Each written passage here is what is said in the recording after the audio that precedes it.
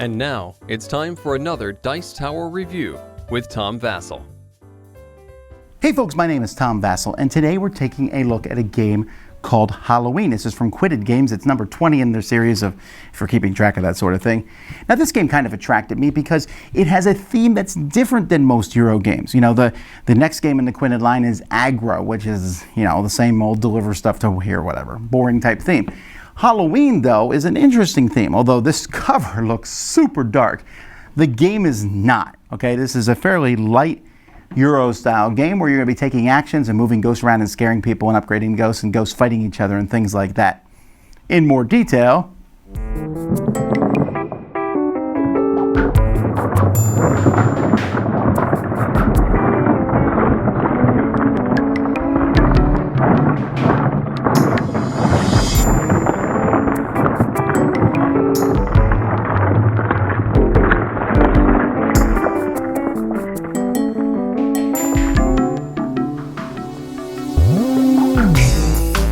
so the player board here has 6 different locations on it. It's going to start with 3 blue ghosts on the police station here. Now these ghosts, and also it starts with a bonus tile on each of these spots. These ghosts do not belong to any player. Any player can use these ghosts, but they're the weakest ghosts. There's a hierarchy of ghosts: blue, green, yellow, orange, and red. Each player is going to have one of these sheets, and on your turn, you're going to have a token on each of these showing that you can use a blue ghost, and then players are also going to have wooden tokens of their color. So the way that a turn works is you are going to have 3 actions that you can take, and you have these tokens here to show if you've taken the action or not. So each time you take an action, you just move this token up to show that you used that action. You have 6 different actions that you can use, and you can use all these 6 actions 3 different times. So I might say I'm going to summon something with a blue ghost or less. If this was here, I could summon a yellow, green, or blue ghost. So each action you take, so I might say pick move here, I can only move a blue ghost, but if this was at red, I can move any color ghost that I want. Once the token's there though, you can't use that action again unless you rest. So on my turn, I might say 1, 2, 3. The next time it's my turn, I might decide to put a disc here and a disc here, and then rest on the bottom level, so pulling all my discs off. And so you're going to either rest on each level, or you're going to add a disc to a spot where you haven't put something before already. So what are the different things you can do? Well, one thing you can do is you can summon. If there are 2 ghosts of the same color, you can add another ghost there. When you do that, you're going to get a token of that ghost color. So in this instance, you get a blue ghost token. You can also fight. If there are 2 ghosts of different colors together, you can have them fight, because ghosts don't fight the same color. You roll a die of the one ghost that you are attacking with, and the other ghost, someone else will roll a die for the other ghost. Now, as the ghost gets stronger, the dice get better. So you see the red ghost is rolling a 12-sided die. However, you could always lose this. If you win, though, you get a color of the ghost you attack. So you might even attack a red ghost with a lower ghost just to try to get a red token possibly. And then that ghost is removed from the board, the one that's attacked, if you beat them. You can also upgrade a ghost. So if I upgrade blue, I can go to the next level. So I upgrade blue to green.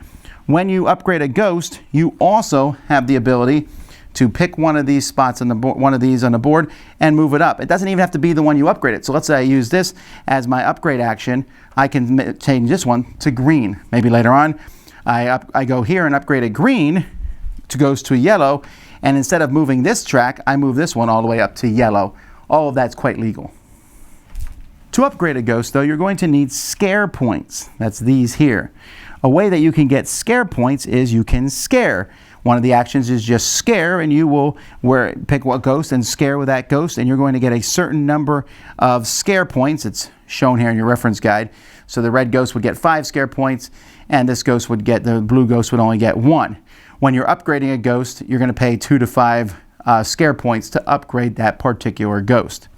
You can also move a ghost to an adjacent spot, and when you move to a spot, if there's a bonus token there, you can take that token and use it on a future turn. Each player has a spot for a token, but when you put it there, you're also going to have to use up one of your discs, which is going to lower the amount of discs that you have. When you use these, you'll get rid of them, and when you use them all, you can get new ones in those spots. And on the board, these, when they're all gone, then each person, then they'll be filled back up again. And they'll do different things, like, for example, this gives you +3 on a die roll. This one here simply gives you 1 victory point. This one gives you a blue ghost token, things like that. So you can summon, scare, upgrade, move, fight, and haunt. Now, haunt is the big one because this is how you get points in the game.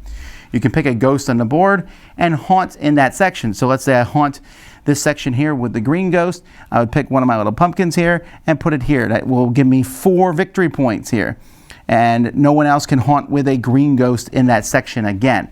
Although they could haunt with a blue to get 2, or all the way up to a red to get 10. So you can haunt with the lower numbered ghosts, or you can wait and try to get more points with the other ghosts. Now, this will keep going until one person has put all their haunt tokens on the board, which everyone has 6, so they have 1 in each section, because you can only have 1 per section. Or if someone places cards, tokens on these cards up here. Well, these cards here, by the way, at the top of the game here, these are going to be, these action cards are going to be drawn randomly from a deck. The book also has sets that you can put out. You can pick specific cards. And you're going to put these out here, and whenever you get 3 ghost tokens, and you're going to be getting these ghost tokens by spawning ghosts, by upgrading ghosts, and so when you get these tokens, you can spend them 3 different tokens, or if it shows a gray one, any 3 ghost tokens. And then you're going to place one of your discs there. Again, that depletes the number of discs you have, but it gives you a special ability. For example, this card here, every time you summon, you get a victory point. For this one here, you can fight ghosts that are the same color, and you get +1 added to your die. For this one here, at the end of the game, for each pumpkin token you haven't put on the board, you get 4 points. For every orange token, you get 2 points. So they're all different types of things. Here you can fight a ghost anywhere on the board. Here, when you scare people, you roll your die, and you can get more scare points that way. And each of these is going to change the game. And when 5 of those cards are occupied by 1 player, then the game will end. You also get 3 points whenever you occupy one of these cards. So when the game ends, you just add up your points from the bonus cards, if there are any, to the points you've scored over the course of the game, and whoever has the most points is the winner. You can also play an advanced version of the game where you will have 4 actions that you'll take per turn instead of 3, but you don't use the bonus tokens, you don't use the action cards, you don't use the dice. The stronger ghosts automatically beat lower ghosts, and basically if you have 3 different ghost tokens at the end of the game, here they're worth extra points at the end of the game. It really changes the game dramatically. The artwork for the game is suitably spooky. You know, it has kind of this, definitely a horror feel to it. The ghosts themselves are kind of spooky, but they're also really well done. They're really nice miniatures, and they each look different, but they have the colored bases where it's easy to tell them apart, just like the discs themselves, which are pretty good quality. The cards themselves are good quality, but this is one problem with the game. When you look at these, you're like, what does all of that mean? Because there's no words on anything in this game. Now, I know that they did this so that the game could be sold internationally, but that means that there is, at the end of the rule book, there is a whole section where you have to look at every single card to see what they do. So each card has a number on it. So like, card 26, at the end of the game, every set of 2 ghost tokens you own is worth 3 victory points. Okay, great. So there's that. Everything else is fine, the discs and all. You saw them sliding around on the board, but I was holding the board. On the table itself, it works pretty fine. I do like these clear tokens used for marking things, and the scare points are in denominations of 1 to 3. Again, that's all pretty good quality. The first player marker here is this little black pumpkin, that's good. And even on the other side of the board, here we go, Halloween. The game is a little dark looking, obviously. The game isn't very, demonic, right? You're just moving ghosts around and stuff. But there is an awful lot of pentagrams on the board and such. So what you like about that may vary. Now, interestingly enough, I do like this game, right? You say, well, is that partially because of the theme? Yeah, I think it is, but I also like a lot of the mechanisms too. I really like this idea of 3 different tracks and the colors, and so you're trying to advance these tracks so you have more options. And do you want to get your points on the board first, or do you want to get the wait till later to get more points. A couple things though. First of all, the advanced game's trash. It takes away the most interesting parts of the game, the bonus tokens and the action cards. And the dice. I really like the dice, you know. Why are we taking this away? Why? What? That advanced game, I have no idea. It's not advanced. It's like, anyway, just ignore that part. I doubt anyone's going to play with it. But even more importantly are these action cards. These action cards are interesting, right? They give you special abilities. This one lets you do things as a ghost that's one higher. This here lets you move anywhere on the board when you move.